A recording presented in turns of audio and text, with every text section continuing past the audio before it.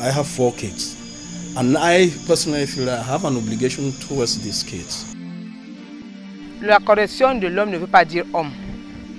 La correction de l'homme veut dire femme, mets-toi à l'œuvre, ne pas abandonner tes enfants. L'alcoolisation n'est pas arrivée chez nous d'une manière douce. Elle est arrivée d'une manière violente. Effectivement, il a fallu remettre en cause tous nos repères.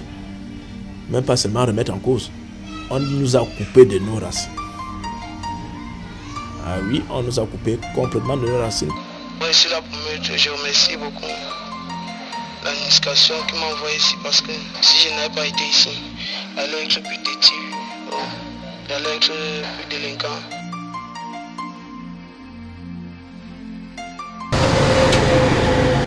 Douala, the largest city in Cameroon and the commercial capital of the country, where juvenile delinquency is increasing day by day, putting the city in an insecure state.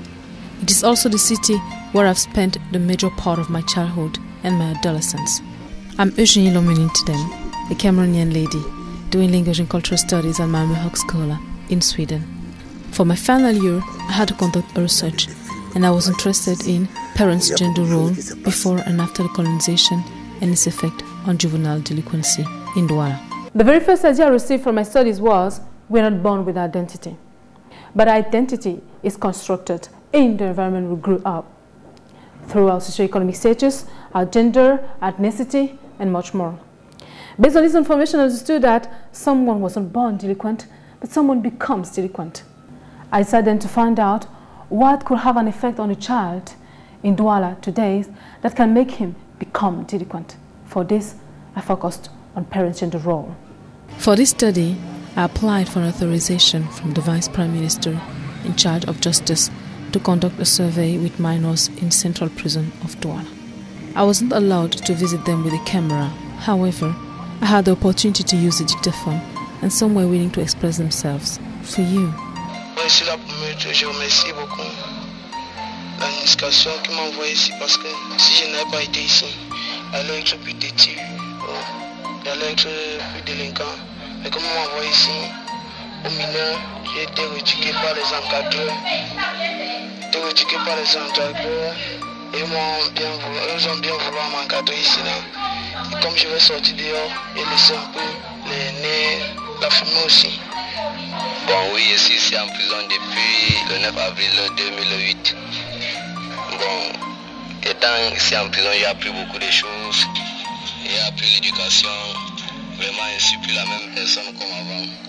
Après ma sortie de prison, vraiment, j'aimerais changer. J'aimerais aller convaincre mes parents pour des choses que j'ai eu à faire, pour qu'ils puissent encore me reprendre encore. Je suis en prison pour viol. Et bon, en prison, j'ai beaucoup appris que cela, je ne pourrais plus répéter si je sors de prison. Parce que vraiment en prison, mes enseignants m'ont appris ce qui est bien et ce qui n'est pas bien. Et en prison, j'ai beaucoup appris des métiers pour la peinture. Et j'ai appris aussi à écrire au moins mon nom, parce qu'en entrant en prison, je ne connaissais même pas écrire mon nom, mais en prison, je sais déjà écrire mon nom. Bon, et j'aimerais vraiment que si je sors de prison, pour que je puisse avoir un métier dehors pour commettre et à retrouver un peu du travail. Je suis en prison pour quelque chose que j'ai fait. Et je souhaiterais pour commencer parce que la prison n'est pas une bonne place ou une bonne chose. Et j'ai aussi tout fait ça par rapport à manque d'éducation côté paternel. Bon, je voulais dire à tous les mères ou tous les pères de garder leurs enfants, de vivre avec eux. Parce que c'est manque d'amour qui fait que l'enfant puisse aller voler. Bon, j'avais violé, mais ici en prison, j'ai appris beaucoup de choses, mais pas les mauvaises choses. Ici en prison, j'ai appris à tisser, je fréquente, j'ai appris à faire la peinture. Mais je sais de la population qui regarde bien les enfants, surtout les enfants de nos âges, parce que la prison n'est pas bien, qui gardent bien les enfants et donnent toujours le conseil à leurs enfants, afin que dès que l'enfant suit les conseils de sa mère, il ne peut pas tomber en prison. Et que pour conseiller l'enfant, il ne faut pas seulement gronder. Parce que quand la mère gronde l'enfant n'entend même plus rien. pour conseiller l'enfant, il ne faut pas seulement trop taper. Il ne faut pas qu'on tape trop les enfants. Parce qu'il y a certains parmi nous qui arrivent en prison parce qu'on les a tapés. Parce que quand on les conseille, ils n'arrivent pas à comprendre. Quand on tape l'enfant, on monte une fois la petite vitesse. After conducting the survey, I did the same with other young people in different districts in Douala. In the data I received from minors in prison and young people in the district of Douala, I was interested in the region of origin of their parents in order to determine their ethnicity, the socio-economic status that was subjectively determined, their matrimonial regime, their religion, and the role played by their parents in their education according to their gender. I had a sample of 64 minors, that is 32 for each category, delinquent or not delinquent. Le phénomène de la délinquance juvénile est bien réel dans la cité de Douala. Il se passe qu'il y a des facteurs qui favorisent que cette délinquance juvénile soit de plus en plus ambiante dans cette cité. Par exemple, je vais citer l'absence de l'autorité paternelle qui encourage ce fléau, les convictions culturelles, par exemple, le faible pouvoir d'achat des parents, la crise économique, le boom démographique, pourquoi pas. On peut signaler aussi dans ces facteurs favorisant cette inadéquation qu'il y a entre la procréation abondante et les revenus de ceux qui s'engagent dans la procréation. Le constat est clair. La famille étant la base de la société, l'enfant naît dans une famille et naît des parents. Et ce sont les parents qui doivent qui influent d'ailleurs sur la première éducation de l'enfant. Donc si finalement ces enfants tombent dans la déviance, la grande responsabilité incombe à ses parents. Mais nous savons que dans la famille, il y a le père et il y a la mère. Si nous pouvons voir en clair ces problèmes, nous qui travaillons de proximité avec la cible, très souvent c'est le cas de parents absents qui créent cette déviance chez les enfants. Mais les parents absents, lui, s'il est pour peu irresponsable, c'est la débandade totale. Ms. Fumukol's observation is also mine in some ways, and is sometimes confirmed with the data collected during this research that I used to perform a statistical testing. This statistical testing proves that there is a very strong and very close link between mother's absence and delinquency. Also, there is a strong link between father's absence, matrimonial regime, and delinquency. When I talk here of matrimonial regime, I'm talking here about polygamous home or monogamous home. And this statistical testing proves that there is a strong relationship between polygamy and delinquency. Whereas there is a less strong relationship between parents' educational level and delinquency. Finally, the statistical testing proves that the relationship between broken home and delinquency is only due to chance. Probably it could be a surprise for some people, but it's not. Simply because if a child is coming from a broken home and still has connection with his parent, he's still in a relationship with his parents, he still has parental love, parental care, parental attention, or also parental direction for his life, then the probability for this child to be delinquent is really, really minimized, it's really low. Meanwhile, this statistical testing proves that there is no relationship at all between parents, region of origin, parents, socioeconomic status, and delinquency. At the end of this, it proves that the most significant effect that could really make a child become delinquent is the absence of the mother. Indeed, it proves that when we go from a home where the mother is present to a home where the mother is absent because she's dead, the probability for having a delinquent child is multiplied by 10.24. However, it is multiplied by 11.94 when we go from a home where the mother is present to a home where the mother is absent but alive. Even though the statistical testing shows an absence of relationship between the region of origin and delinquency, I realized that among the delinquent of my sample, all the 10 regions in Cameroon were not represented, and some had a greater proportion than others. As you can see in the slide, the Central region was only represented with 0.63%, the littoral region with 2.99%, the west region with 4.09%, the northwest with 11.11%, and the far north with 11.76%. The southwest, the east, the north, the Adamawa, the south were absent. In addition to this observation of mine, Ms. Fumukon sees cultural convictions as a factor influencing juvenile delinquency. Besides, I made a striking observation. Even if the father's absence and delinquency are strongly associated, I realized that among the minors of my sample, though the Central region was the region where minors suffered the most from absentee fathers, delinquency was less frequent in this region than in the other 4 regions. According to Mrs. Fomukon, this is due to the fact that families in Central region have more cultural predispositions to take care of children without their fathers than families in other regions. Furthermore, even if there is an impression that there is a relationship between the parents' socioeconomic status and delinquency, the result of my statistical testing that shows it does not confirm what all the minors told me. They were all of the opinion that their parents' welfare did not really matter to them. What matters most is their parents' love, parents' presence, and coaching in their life. I had a single case of a child who abandoned his parents because of their poverty, but he acknowledged today that he prefers his parents' poverty through their absence. However, some minors understood that a father who is poor may out of frustration become an absentee father. On the other side, some other did not excuse that fact. Knowing that colonization has affected our cultures and by then our perceptions of gender roles, I interviewed a local chief representing part of the center, south, east, which is part of the Betis tribe, to know more about gender roles in their areas before the colonization. J'aimerais plutôt revenir sur la constitution d'une famille ou d'un village avant la colonisation. Généralement, c'était les familles polygames parce que chez nous, l'enfant ou la femme, c'est la richesse.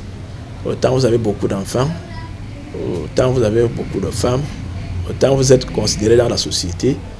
Et en fait, ça vous confère la qualité de riche. Il y avait donc des chefs de famille. Le chef de famille était quoi? Généralement, c'était le père qui a ses enfants, ses femmes. C'était le chef de famille. Et quel est donc le rôle que joue le père? Le père était le seul coq qui chantait dans le poulailler. C'était le maître absolu de sa maison, de sa famille. Il avait pour rôle de préserver la sécurité de sa famille et de ses biens. Il définissait les grandes lignes politiques de la famille. Bref, il devait, à travers ses institutions, assumer l'éducation, bien sûr, en collaboration avec sa femme, qui était exécutante, parce que c'est ça le rôle de la femme dans la famille Betty. Elle est exécutante, c'est elle, pendant que le mari donne des ordres, oriente, donne des grandes orientations de la famille. La femme a pour devoir de s'assurer de l'exécution de cette politique. Comment est-ce que le père gérait cette polygamie? Il devait faire à ce que tous les enfants se sentent une même personne, que les enfants soient unis, même dans la pensée, même dans l'exécution des différentes orientations données par le maître de la famille qui est le père. Généralement, il y avait des méthodes. Devait manger dans la même marmite. Chaque femme à tout de rôle devait préparer pendant que d'autres devaient s'occuper de ceci et de cela. Donc, chaque fois, il fallait toujours renforcer cette union de la famille pour que personne ne soit lésé, pour que personne ne soit frustré. C'était le rôle du père. Et effectivement, comme c'était le seul maître, le maître absolu, tout le monde écoutait et tout le monde se soumettait. À la limite, même, on subissait tout simplement. In order to have information about gender roles before the colonization in the grass field representing the West and Northwest that both have similar culture, I traveled to the West region, precisely to Buda Division, to meet the chief of Babaju. It was an interesting experience for me because I rediscovered my region of origin after 15 years. It was also cheerful because I met the chief who, at my surprise, was more relaxed than I thought, a chief who made us laugh sometimes. He shared with us the role of a man and a woman in a typical family before the colonization. L'homme, c'était celui qui était nécessairement tenu à fournir tout le nécessaire pour l'éducation de l'enfant. Bon, ce n'était pas dans tous les cas, il y avait dans d'autres cas, surtout peut-être dans les familles polygamiques comme ça, qu'il y avait beaucoup d'enfants, donc peut-être c'est chaque femme qui s'occupait de ses enfants. Ouais, c'était un peu comme ça. Bon, puis ce n'était pas tous les parents qui comprenaient que ce sont les deux parents qui doivent concourir à la charge des enfants. I understood from the interview of both chiefs that even if today we can see flaws in gender roles before the colonization, like a dictatorship regime, and an absence of the father in a polygamous home, the most frequent matrimonial regime at a time, according to the chiefs, we had less delinquencies. The interpretation of this phenomenon is more interesting. Tout le monde est conscient que la colonisation n'est pas arrivée chez nous d'une manière douce. Elle est arrivée d'une manière violente. Effectivement, il a fallu remettre en cause tous nos repères. Même pas seulement remettre en cause. On nous a coupé de nos racines. Ah oui, on nous a coupé complètement de nos racines parce que si le colon arrivait, s'imprégnait de nos réalités ici, et il cherchait à bâtir en se basant sur nos réalités, peut-être nous serons en train de dire aujourd'hui que bon, le colon est arrivé, il nous a apporté un plus. Mais on ne peut pas apporter un plus à un peuple quand on coupe ce peuple complètement de ses racines. Les conséquences donc de cette rupture sont nombreuses au niveau de la famille. Le père, étant peut-être encore chef de famille, a vu son autorité se diviser en trois. Un, ce n'est pas de gaieté de cœur qui devait envoyer l'enfant à l'école. Mais il était très obligé parce qu'il subissait une pression. Il avait donc l'enseignant d'un côté. De l'autre côté, il y a l'église qui est venue s'installer et qui, de plus en plus, a même abruti les Africains, bon, des bêtis, parce que peut-être ça c'est mon opinion au niveau des bêtis. Ça fait en sorte que le papa qui était le seul maître, le seul coq qui chantait, se retrouvait à partager cette autorité avec des individus qu'il ne maîtrisait pas, qui sont sortis, il ne sait pas d'où, qui ont une culture autre et qui sont en train d'imposer cette culture. À la limite même, il y a eu des dislocations dans les familles à cause de l'école parce que les gens n'ont pas été tous d'accord d'envoyer leur... On ne leur a pas expliqué ce que c'est que l'école. Et en plus, ils ont vu à l'école un démon. Quand tu envoies l'enfant à l'école, il revient, il commence à te raisonner à la maison. Il estime même que papa ne connaît plus rien. Il estime que papa est devenu gênant. Alors, le père a perdu son autorité. Il est resté là juste parce que, bon, il est géniteur, mais il ne pouvait plus avoir la même mise sur ses enfants. Déjà, après la colonisation, comme il y avait déjà l'éducation, tu vois un parent qui n'arrive pas toujours à envoyer son enfant à l'école, dit que non, l'école ne sert à rien. Ou bien dit qu'il n'a pas l'argent pour envoyer l'enfant à l'école. Mais il a cet argent pour faire autre chose, peut-être il est toujours dans les débits de boisson, il est en train de dépenser là-bas, alors qu'il pouvait bien envoyer ses enfants à l'école. Bon, la maman aussi, peut-être la maman se dit que bon voilà, comme ce n'est pas moi seul qu'on doit abandonner l'enfant. Et dans d'autres cas, c'est la maman qui se débrouille seule, bon, et vu vu ses moyens limités, peut-être il n'arrive pas à pousser l'enfant très loin. The information of mothers who decided to give up on their child on the basis that the responsibility of their child is not theirs alone is confirmed when I compute the proportion of absentee mothers in my sample. Indeed, there is an absence of 37.50% of mothers in the West. A deep thought into the chief's interventions made me realize that after colonization, some parents lost their reference marks. They used to have their reference marks through their culture, but the violent introduction of new cultures into theirs created frustration and changed their perception of parenting. To understand this, I had to find out what is, according to Christianity, the religion introduced to people of Cameroon during colonization, the role of the father and the mother in the education of their children. People expect the father to be the tough guy, and they expect the mother to be the one that is so submissive and who takes the subservient roles and the background roles. What if it's the other way around? I see parenting as a teamwork thing. Yeah. Because, I mean, you don't expect two people to have the same character. There are some people who are hard by nature. There are some who are more quiet and reserved by nature. That does not make them bad parents.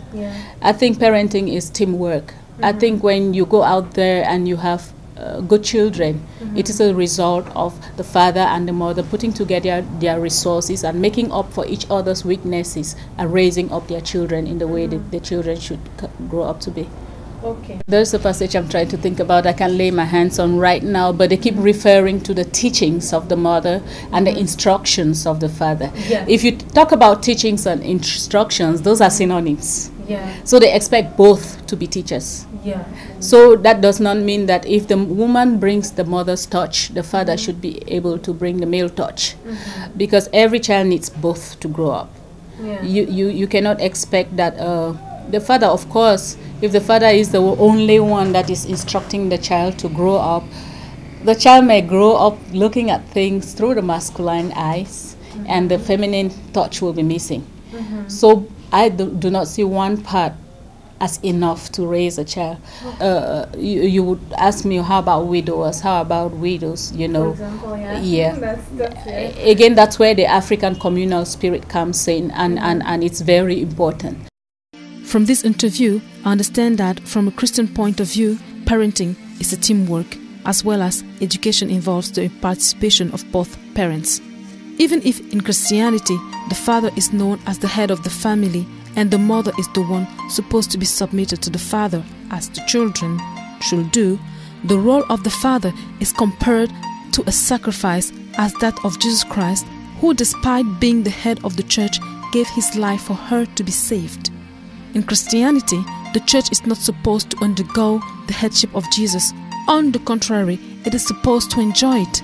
Besides, according to Jesus, the leader is more a servant than a dictator. Therefore, this new way of perceiving the authority of the head of the family as one who does not give room to tyranny or dictatorship will normally frustrate the father who does not know another way of taking care of his family without being authoritarian. After our interview, Reverend Dr. Mrs. Funky gave me some Bible verses like Ephesians 6 verse 4 that says, "Fathers, do not exasperate your children. Instead, bring them up in the training and instruction of the Lord." This shows that what matters now is no longer the father's instruction, but the Lord's instruction through the father, instruction of a God they had never heard before. A child who is aware of his right as a child and who is aware of the duty of his father based on the scriptures may question the father's way of educating him if the father is a dictator and if he is not following the Lord's instructions. This attitude may frustrate the father, who may feel incompetent and leads him to become absent. Moreover, in a family where the mother is the only one taking care of the kids, they may feel unloved by their father because he's not present in their education and is not doing what they know based on the scriptures he's supposed to act as a father. This feeling may have serious side effects on a child who may rebel and become delinquent. In addition to that, Christianity does not accept polygamy. Being aware of that, women may expect fidelity from their husbands, who are still anchored to cultural convictions and habits.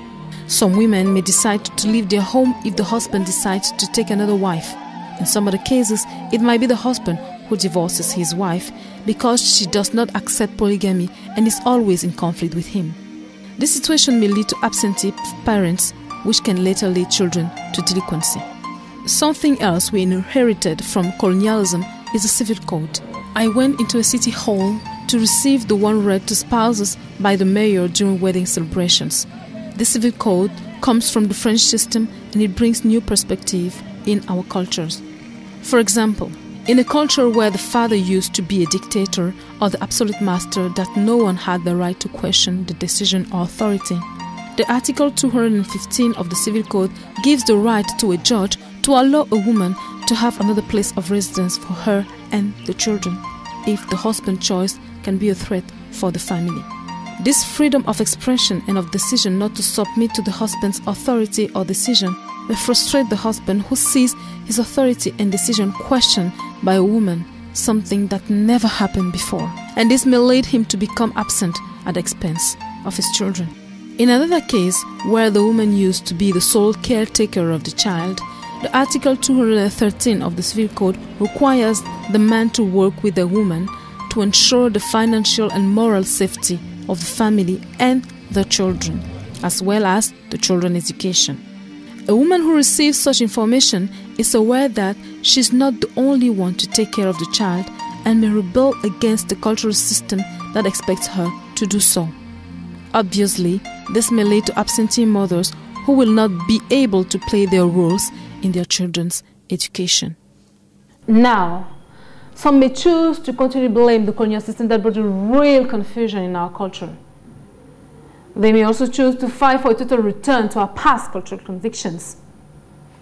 But they should ask themselves if this is really going to help finding the equilibrium needed to solve the issue nowadays of parents' gender role and its effect on juvenile delinquency. Il y a aussi beaucoup de déviations au niveau des enfants maintenant. Ils copient tout, peut-être, bon, surtout avec les médias, l'avènement de la télévision, ils voient beaucoup de choses là-dedans. Ils veulent imiter, il y a des films qu'ils voient avec des actions là-bas, ils croient que bon, ils vont devenir comme ces acteurs-là avec tout ce qui se passe là. Non. C'est les parents qui orientent l'enfant. Les parents sont plutôt souples envers les enfants, vu la modernisation. Puisqu'il y a beaucoup de choses qui changent dans le monde, la mondialisation, on doit faire avec. Tu ne dois plus dire à ton enfant maintenant que je ne peux plus t'accorder ceci, je ne peux plus t'accorder ceci. Maintenant, on va te regarder comme peut-être quelqu'un qui sort peut-être de l'ordinaire. Il y a certains films qu'on projette dans la télévision, là, peut-être des films qui n'ont pas de valeur morale et que les enfants sont en train de suivre ça. Bon, vous savez que quand l'enfant veut copier quelque chose, il copie bêtement. Il croit que peut-être ce qu'on lui montre là, c'est une bonne facette des choses qu'on lui montre. Alors que ce qu'on montre là, c'est peut-être un montage et il croit que peut-être c'est une réalité qu'on est en train de faire quelque part. C'est pas ça. Est-ce que la maman est connue comme quelqu'un de très douce? Si peut-être on essaie un peu de voir dans les familles polygames, où justement l'enfant, c'est la maman qui s'occupe de l'éducation, j'ai l'impression qu'il est préférable alors que l'homme aussi s'y mette pour pouvoir renforcer cette éducation. Je ne sais pas ce que vous en pensez. Parce que ça devient beaucoup plus difficile. Il y a beaucoup de choses qui arrivent, beaucoup d'informations que l'enfant reçoit et même de très fausses informations que l'enfant reçoit. Peut-être que si le papa est là, avec l'autorité du père, il va se ressaisir. Je ne sais pas ce que vous en pensez. Oui, bon, disons que c'est comme ça, mais il y a des moments que le père n'arrive pas à maîtriser, surtout la famille polygame, n'arrive pas même pas peut-être à maîtriser tous ses enfants-là. Bon, ça veut dire que quand chaque enfant rentre, il est peut-être dans la case de sa maman, ils sont là-bas, le père de son côté. Là. Par exemple, comme chez nous ici, dans le pays américain, quand quelqu'un est polygame, il ne vit pas dans la même maison avec ses femmes. Là. Oui, chaque femme a sa maison, donc ça veut dire que la femme est dans sa maison avec ses enfants. Or, le père ne peut pas se partager pour être dans toutes les, ou bien peut-être les 5 maisons là à la fois. Bon, ce qui fait que les enfants sont peut-être... Comme la maman est un peu faible, peut-être éduquer les enfants, surtout quand les enfants ont déjà un certain âge. Et l'autorité de la maman pèse un peu moins sur les enfants. Bon, c'est que le père perd le contrôle de ses enfants, c'est là où certaines se retrouvent dans des situations où nous vivons aujourd'hui. Voilà, donc on dirait que bon, peut-être on pouvait encore sensibiliser certains parents qui sont polygames là, de faire un peu d'effort pour être à l'écoute de leurs enfants, soit peut-être pour ne serait-ce que maîtriser un peu leurs enfants. Comment est-ce que vous pensez qu'il serait possible aujourd'hui de pouvoir concilier les deux? C'est-à-dire parce qu'on ne peut plus de toutes les façons refuser l'éducation, on ne peut plus refuser l'Église. Ils font déjà partie intégrante de la société camerounaise. On ne peut donc plus le renier. Comment est-ce que le père Betty peut faire pour s'en sortir, afin de jouer son rôle tout en conciliant les deux aspects, sans pour autant être absent dans la vie de ses enfants d'une façon ou d'une autre? C'est une très bonne question. J'ai dit ici, avant qu'il y a eu, quand les colons sont arrivés, ils ne se sont pas basés sur nos cultures avant de pouvoir dire qu'ils vont nous civiliser. Il fallait peut-être essayer de regarder nos cultures, voir ce qu'il faut enlever, qui est mauvais, et ajouter ce qui est bien qu'ils apportent. Au niveau de l'éducation est bien. On a parlé d'émancipation. Nous avons notre forme d'émancipation dans nos cultures. Il ne faudra pas que le colon vienne nous apprendre que bon, désormais nous allons nous émanciper. Ça veut dire, et les gens confondent tout cela, ils se disent que bon, dans des coutumes là, on était en prison, maintenant on peut s'émanciper, on peut prendre des décisions, nous-mêmes on peut discuter avec papa comme on veut. Et à la fin, vous verrez toujours qu'il y a beaucoup de dérapages. Il y a beaucoup de dérapages. C'est bien beau d'être allé à l'école, c'est beau d'avoir une tête pleine. Mais vous n'allez pas rester à Paris parce que vous allez rester à Paris et vous avez la peau noire. Un jour, on va vous rappeler que vous êtes noir. Hein? Nous sommes d'accord. Bon, vous pouvez avoir la tête du blanc. Hein? Vous revenez chez vous aussi. Cultivez la sagesse ancestrale. Vous serez un homme complet. Bon, maintenant, comment un père Betty doit faire? Bon, moi, je suis un père. J'ai beaucoup d'enfants déjà, d'ailleurs. Je suis catholique confirmé. Je suis marié à l'église. Mais ça n'empêche pas de penser que je suis Betty. Il y a un certain nombre de choses, un certain nombre de repères que j'ai conservés et que j'impose quand même aux enfants, tout en leur disant aussi d'aller... Le pape a fait le premier pas. Il a parlé de l'inculturation. Qu'est-ce que l'inculturation? Ça veut dire adapter la religion aux cultures locales. Donc on essaie de faire la part des choses. On essaie de voir ce que nous avons perdu, ce qui peut être encore récupérable. Mais nous croyons tous en Dieu. Et ces choses même là, est-ce que on ne peut pas prier Dieu de nous donner assez de sagesse pour qu'on puisse ramener les enfants à leur source? Finding a solution in praying a God brought by the colonial system that is so much criticized. Is it really going to help? During my research, I've met Dr. Ndwepi, a Christian father, who has found his equilibrium in these mixtures of modernization and culture. He's from the Northwest region and is doing well with his children and his wife. I am married. I'm a father of 4 kids. And let's see. Are you polygamous? Well, I'm not polygamous. I'm having a wife, a very beautiful wife. Wow. Why are you not polygamous? Is the choice, or is it do you have any personal reason that you would like to share to us? Well, there is an old adage which says one wife, one problem.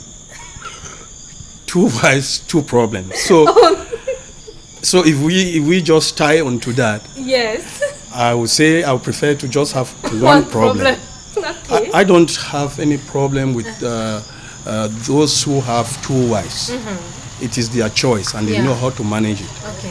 But for me, it is very, very difficult to be able to share my feelings with two different wives. The role of a father has something to do with somebody who is convinced to become a father. If you are a father, you should be capable of providing for your family. Yeah. When I say providing, it means providing on the financial, social, emotional aspects of life. And then thirdly, secondly, you should be able to lead the family, because it does not suffice just becoming a father. You should be capable of leading a family. And of course, thirdly, if you are a father, you should be capable of leading your family in terms of spirituality. And then fourth, if you are a father, you should be capable of protecting your family. Having such a father has not been the case for Marcel, who tells us his story. J'ai d'abord eu un père, mais après je n'ai plus vécu avec mon papa. Donc c'est un peu ça qui m'a tourné, mais lorsqu'il nous a d'abord laissés à la maison, toute seule, et avec maman aussi qui était déjà dans la période des maladies, et ça n'a pas été facile. Alors, aujourd'hui, tout simplement, quand je suis devenue aussi un peu grand, j'ai connu quelqu'un d'extraordinaire dans ma vie, avec qui j'ai partagé tout ce que j'avais. Et cette personne était Jésus-Christ. Parce qu'aujourd'hui, je suis très reconnaissant envers lui. Parce que c'est lui qui m'a donné la possibilité de grandir aujourd'hui et de pouvoir être un peu l'exemple, de montrer l'exemple à mon papa, de ce qu'il n'a pas pu me montrer, pour que moi je puisse le montrer ça. Je sais que tu n'es pas d'une famille riche, encore moins de la classe moyenne. Ça veut dire que ce n'est pas très fort chez toi financièrement dans ta famille.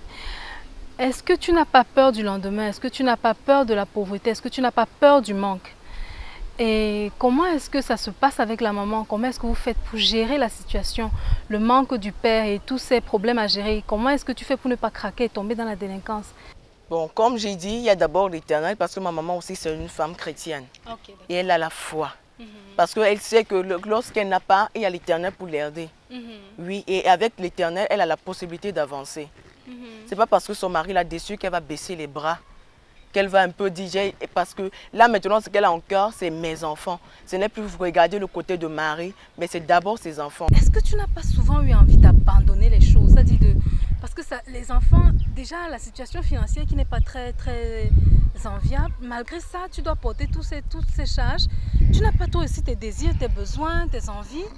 Est-ce que les enfants, c'est pas trop de charges là pour toi? Parce que je crois que c'est 4 enfants, n'est-ce pas? 4. 4 à toi seul. 5 enfants en plus. 5 à toi seul en plus. Ouf.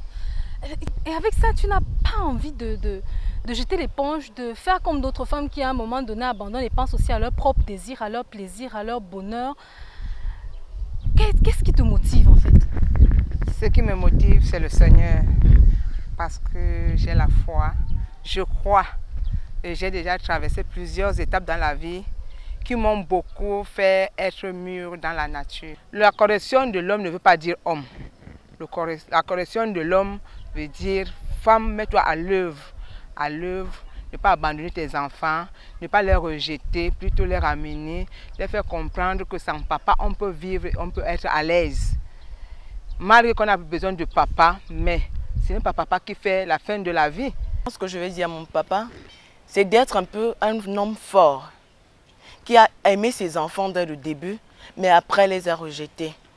C'est un peu pénible pour moi parce que j'ai encore tant besoin de mon papa et j'assure que sans mon papa, je ne peux pas évoluer.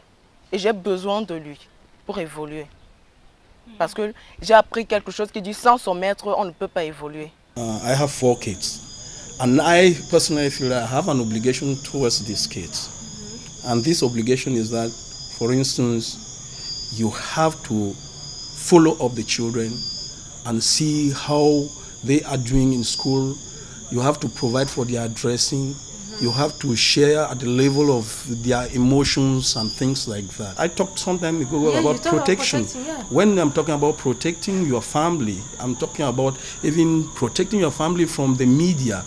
What is shown on your TV today is not always what is accepted or what is the standard, you know. So when you are a good father, I think you are supposed to come home and also tell or maybe control what your children are supposed to do. When I say control, I mean like you say at this time the children have to sleep because there are some programs the children are not supposed to look at and things like that.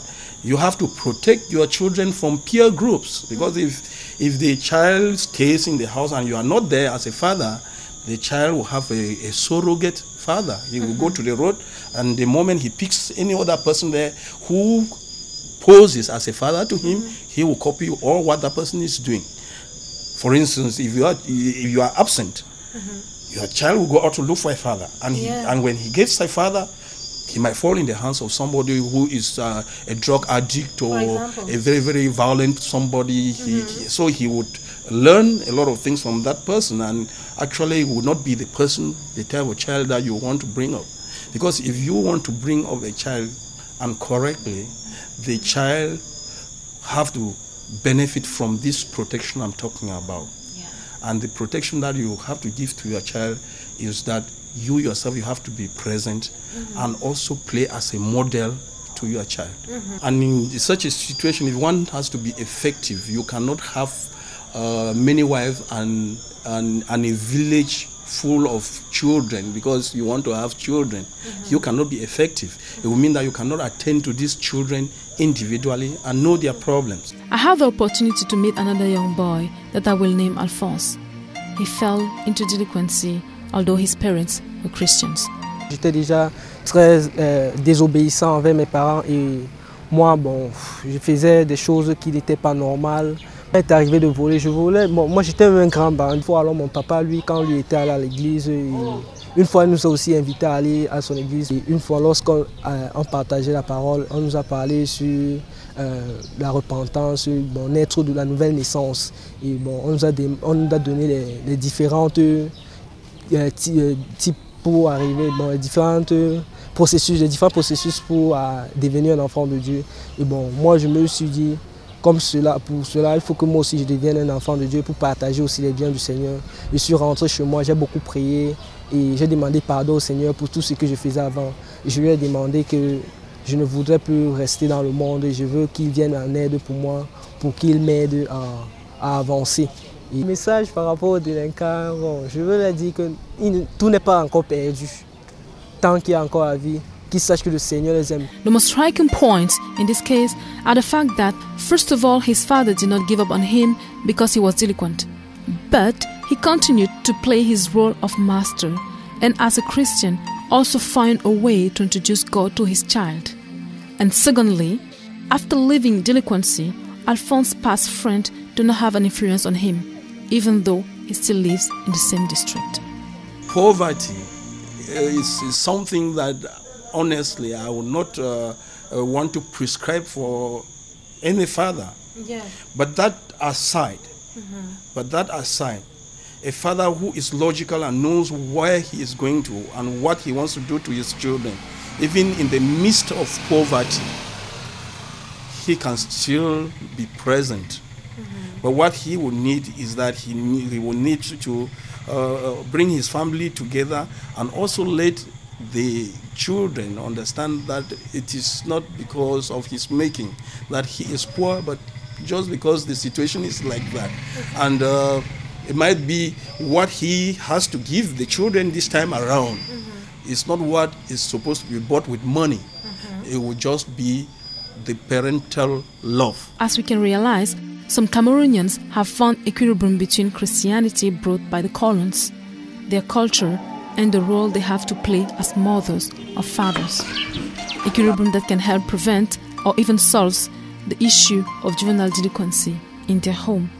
For families that may not find this equilibrium or may find it difficult to get, they might need the help of the Cameroonian government.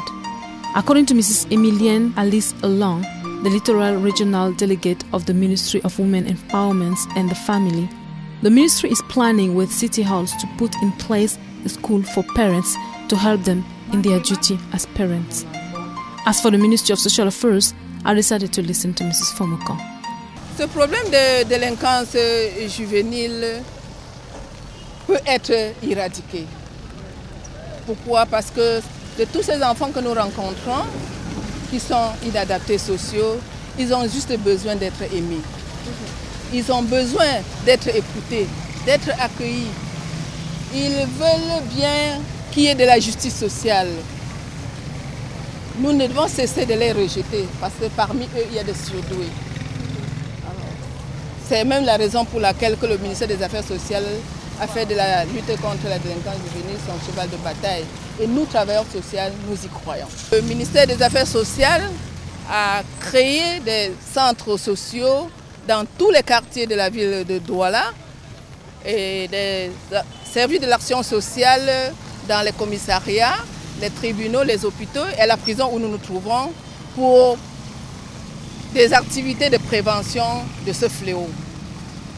Les associations partenaires des affaires sociales travaillent en collaboration avec ce ministère toujours pour la même cause. On its side, the Ministry of Justice, that is responsible for prisons in Cameroon, has initiated programs meant to re-educate minors in order to help them exit the world of delinquency. Before closing with this research, some minors that I met during my research in prison were freed. They have decided to share with us their experience, feelings, and decisions. 3 ans, sans rien faire, on restait sur place. C'est comme passer notre temps à tisser des petits trucs pour avoir l'argent. On a vu tout ça ne paye pas, les délinquants ne payent pas. Bon. Là, avant d'arriver au niveau de la prison, on était d'abord délinquants, on était têtus, et puis on ne comprenait pas nos parents. Ce que je dis aux jeunes aujourd'hui, c'est que il faut serrer le cœur et travailler, parce que ce n'est pas n'importe quel métier qui est facile. Toujours les métiers difficiles à faire, mais c'est la patience. Depuis que je suis sorti, j'ai commencé un petit boulot qui me sert jusqu'à aujourd'hui. Je remercie beaucoup le Seigneur de m'avoir donné ce courage, de donner cette volonté, la foi là, de travailler. Je remercie beaucoup au Seigneur. Je remercie beaucoup à la prison qui m'a aussi changé la vie. Et je me promets que je ne mettrai plus pied là-bas. Mais malgré qu'on dit que le diable est quand même fort dans tout genre de moyens. Mais on ne sait jamais.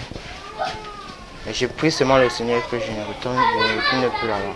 I would like to know what you feel about him right now, since he came back from prison. What do you feel about your son? There's only one thing which is lacking. He's not steady in the house.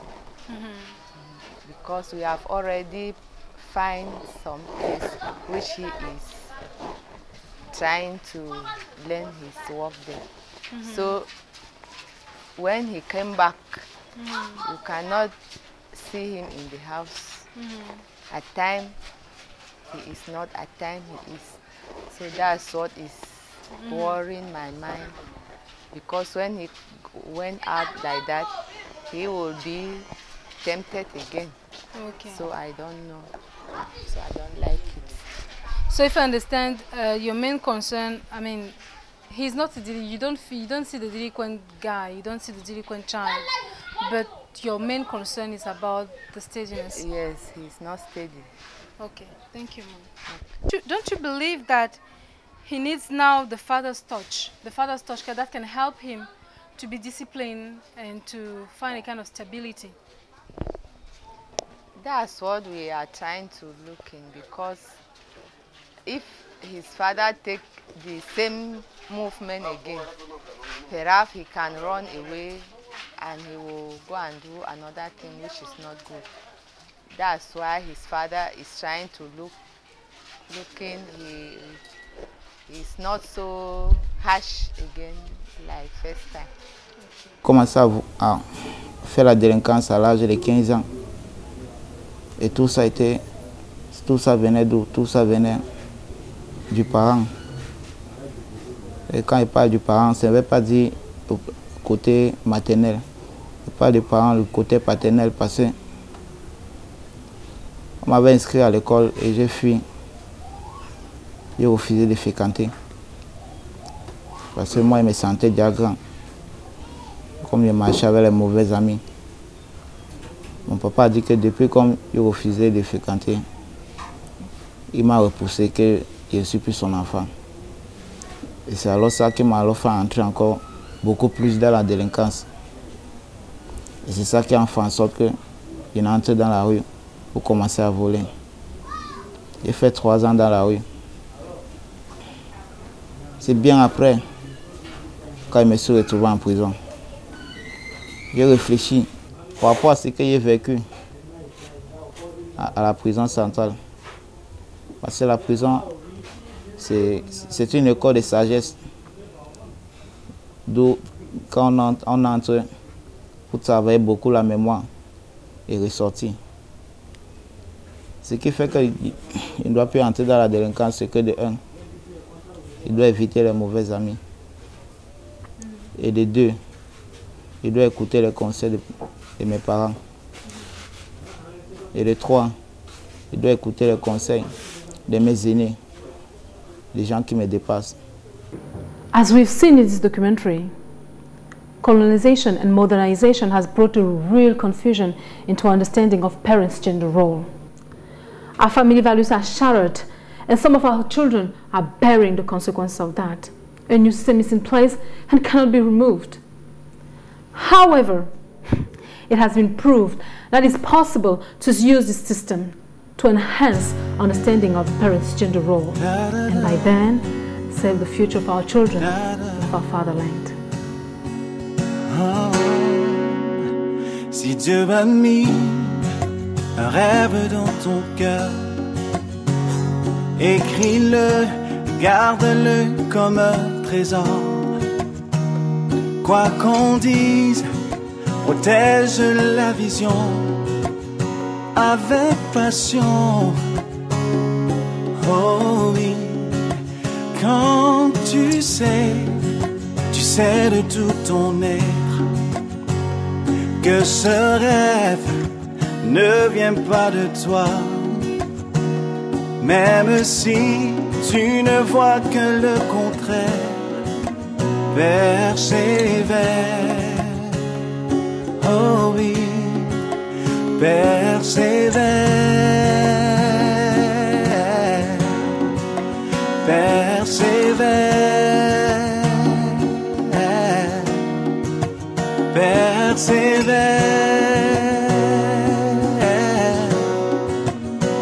persévère, car sa parole, elle s'accomplira.